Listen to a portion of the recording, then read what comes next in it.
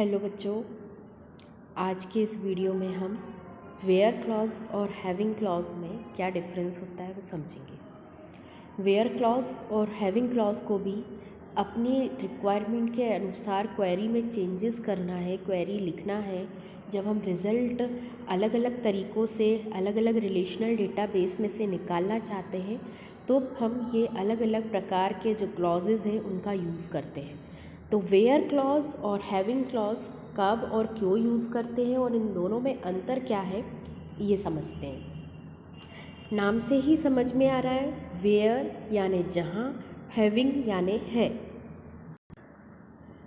बहुत हद तक ये दोनों सेम है, बट हल्का सा मामूली सा बेसिक डिफरेंस है। वो डिफरेंस क्या है आज हम समझने की कोशिश करते हैं, ठीक है। की difference between where and having clause. The following points explain the main difference between database and schema. Number 1, where clause filters individual row, whereas the having clause filters instead of one row at a time.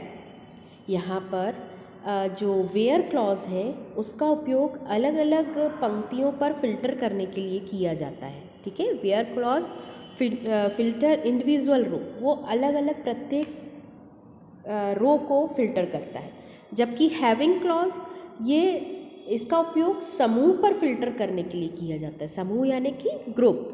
ये having clause filter group instead of one row. मतलब where clause एक single row, अलग अलग rows को filter करता है, जबकि having clause group को फिल्टर करता है। एक ग्रुप को फिल्टर करता है एक टाइम पे बजाय रो के। ये इन दोनों के बीच में डिफरेंस है, ठीक है। नेक्स्ट हमारा आता है, we can not use where clause with aggregate function because it works for filtering individual row. जब हम एक एक रो पे फिल्टर लगा रहे हैं तो हम वहाँ पे दूसरा ग्रुपिंग क्लॉज कैसे यूज़ कर सकते हैं, है ना। जब हम एक एक रो को फिल्टर कर रहे हैं तो फिर ग्रुपिंग क्लॉज यूज़ करने का सवाल ही नहीं उठता है। जबकि having can works with aggregate function because it is use to filter groups.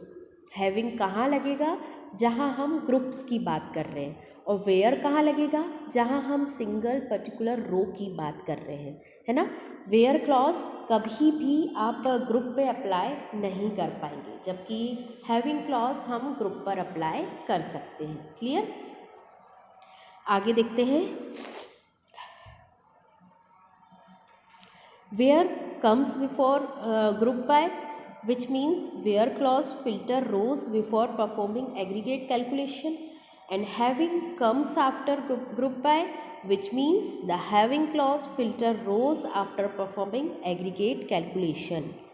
यहाँ पर जब हम वेयर क्लॉज को एक स्पेसिफाइड कंडीशन के आधार पर एक विशेष पंक्ति पर विशिष्ट डेटा को प्राप्त करने के लिए लगाते हैं, तब वेयर क्लॉज एग्रीगेट फंक्शन के साथ काम करने की हमें अनुमति देता है, जबकि हैविंग क्लॉज ऐसा नहीं करता है।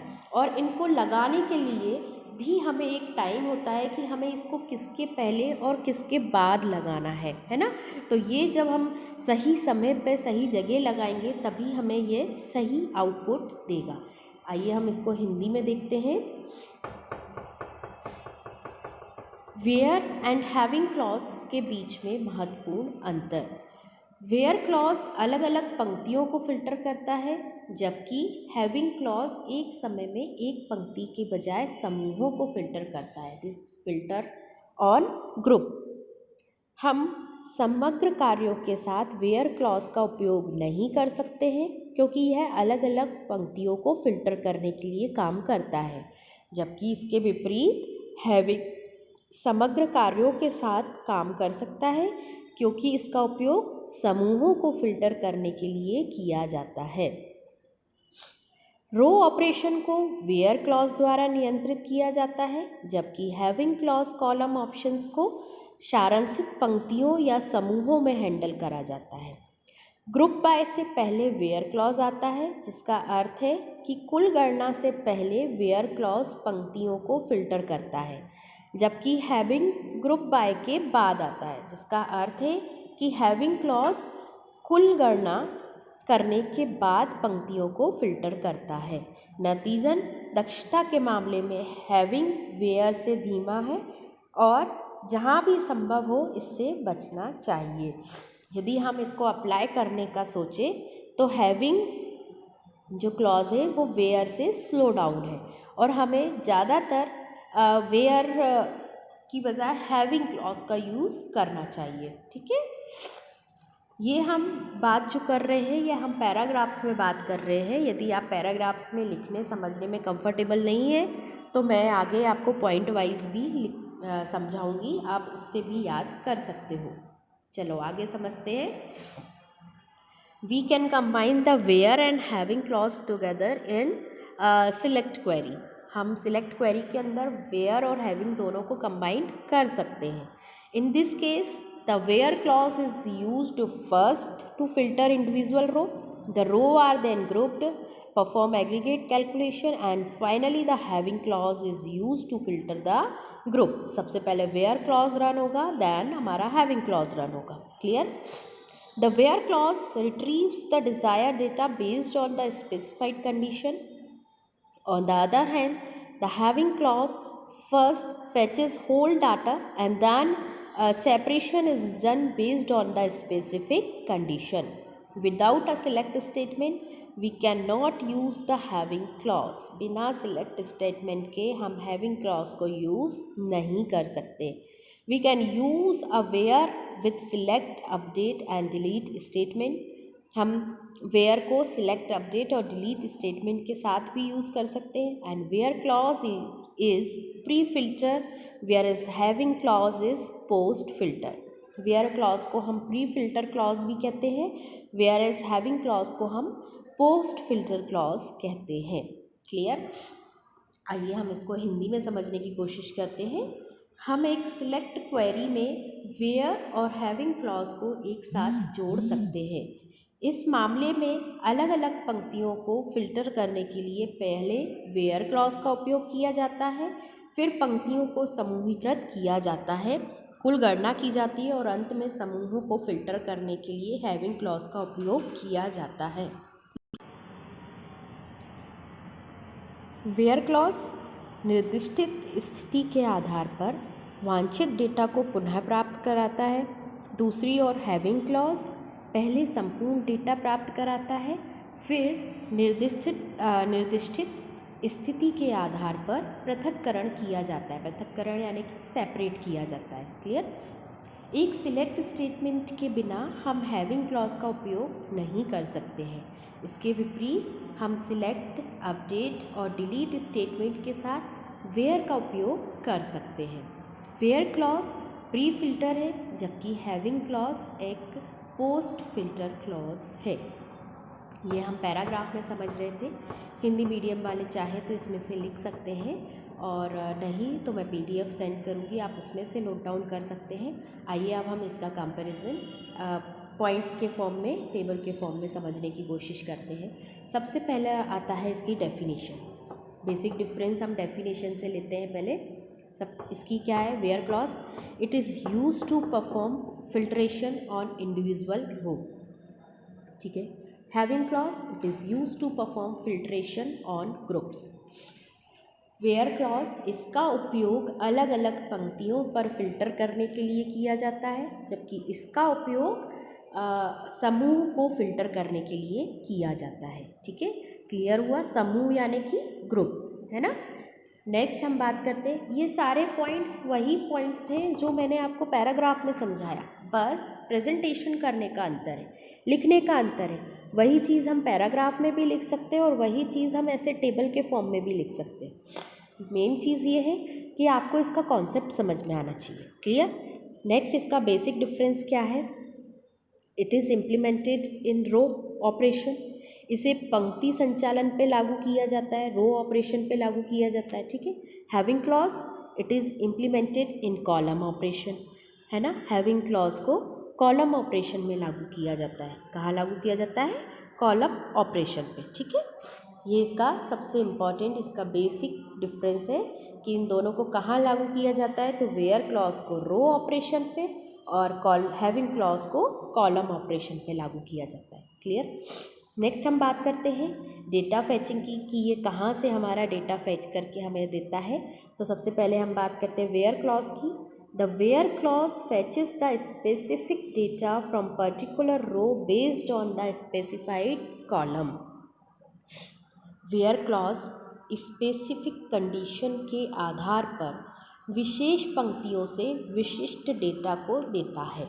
मतलब विशेष यानी कि वो जो हमने स्पेसिफाई की है उस कंपनी से उस कंडीशन के आधार पर हमें डेटा को देता है। क्लियर। अब हैविंग क्लॉज की बात करते हैं। The having clause first fetches the complete data, it then separate them according to given condition. Having clause क्या करेगा, पहले पूरा डेटा प्राप्त करेगा, फिर यह उन्हें दी गई शर्तों के अनुसार अलग करेगा, मतलब सेपरेट करेगा। सिंपल सी बात यह है कि वेयर क्लॉज क्या करेगा, जो इसको स्पेसिफिक कंडीशन दी है उसके आधार पर डेटा को फैच करेगा, और ये क्या करेगा, पहले पूरे डेटाबेस को फैच करेगा, फिर दी हुई शर्त के अनुसार उनको सेपरेट करेगा। ये सिंपल सा इनमें बेसिक डिफरेंस है कि ये किस तरीके से डेटा को अलग कर रहे हैं। क्लियर। नेक्स्ट आता है aggregate function. The where clause does not allow the work with aggregate function. Where clause हम एग्रीगेट फंक्शन के साथ यूज़ नहीं कर सकते हैं। वेयर क्लॉज एग्रीगेट के साथ काम करने की हमें परमिशन, अनुमति नहीं देता है। जबकि having clause, the having clause can work with aggregate function and other functions also. Having clause हमारा जो है वो सभी क्लॉजेस के साथ काम कर सकता है, एग्रीगेट फंक्शन के साथ भी काम कर सकता है। ठीक है। बट वेयर क्लॉज ऐसा नहीं कर सकता, ये हमें अलाउड नहीं करता है कि हम एग्रीगेट फंक्शन के साथ मिलकर इसमें काम करें। क्लियर। चलो आगे के पॉइंट्स देखते हैं। सबसे पहला है यूज्ड विथ, मतलब एक्ट एज। वेयर क्लॉज किसकी तरह काम करता है, इसको क्या कहा जाता है, तो the where clause act as a pre filter. Where clause pre filter के रूप में काम करता है। प्री यानी कि पहले ही डेटा को फिल्टर कर देता है और फिर प्रेजेंट करता है। ठीक है। जबकि having clause act as a post filter. Post filter का मतलब क्या है कि यहाँ ये पूरा डेटाबेस पहले फैच करेगा, देन इनको अकॉर्डिंग टू कंडीशन सेपरेट करेगा, इसीलिए इसको क्या कहा जाता है, पोस्ट फिल्टर। क्या कहा जाता है, पोस्ट फिल्टर क्लॉज। ठीक। अब बात आती है यूज्ड विथ, मतलब इसको किसके साथ उपयोग किया जाता है। We can use the where clause with select, update and delete statement. Where clause को हम select, update and delete statement के साथ यूज़ कर सकते हैं। जबकि having clause, the having clause can only use with the select statement. Having clause केवल select statement के साथ काम कर सकता है, जबकि where clause we can use it with select, update and delete statement. इसको हम इतने स्टेटमेंट के साथ यूज़ कर सकते हैं। नेक्स्ट आता है group by. The group by clause comes after the where clause. जब हम ग्रुप बाय क्लॉज लगाते हैं तो वो हमारा वेयर क्लॉज के बाद आता है। Group by clause where clause के बाद आता है, जबकि the group by clause comes before the having clause. Group by clause having clause के पहले आता है। यह याद रखिएगा कि जब हम ग्रुप बाय क्लॉज की बात करते हैं तो यहाँ पे वेयर क्लॉज में वो बाद में आता है और हैविंग क्लॉज में वो पहले आता है। क्लियर। अब ये पोस्ट फिल्टर, प्री फिल्टर कितने स्टेटमेंट के साथ ये काम करता है, इसमें ग्रुप बाय क्लॉज कब आता है, कब, इसकी क्या बेसिक डेफिनेशन है, ये सारी चीज़ें आपको बहुत इम्पॉर्टेंट है याद रखना। इसके बेसिक डिफरेंस के तौर पे आपको ये 2 या 3 नंबर के इस टाइप के क्वेश्चंस आते हैं कि इनके बीच में डिफरेंस लिखिए कि क्या बेसिक डिफरेंस है। तो मैंने यहाँ आपको 7 डिफरेंस बताए हैं। आप पैराग्राफ फॉर्म में या फिर कॉलम के फॉर्म में कैसे भी इनको लर्न कर सकते हो, कोई प्रॉब्लम नहीं है। अब जहाँ पे भी आपको जो भी पॉइंट समझ में नहीं आया हो तो आप मुझसे पूछ सकते हो ग्रुप पे। इसके अलावा भी कोई डाउट हो तो आप मेरे से पूछ सकते हो, और आगे के वीडियोज़ में हम इसके आगे कंटिन्यू करेंगे। आज के लिए बस इतना ही। Thank you so much.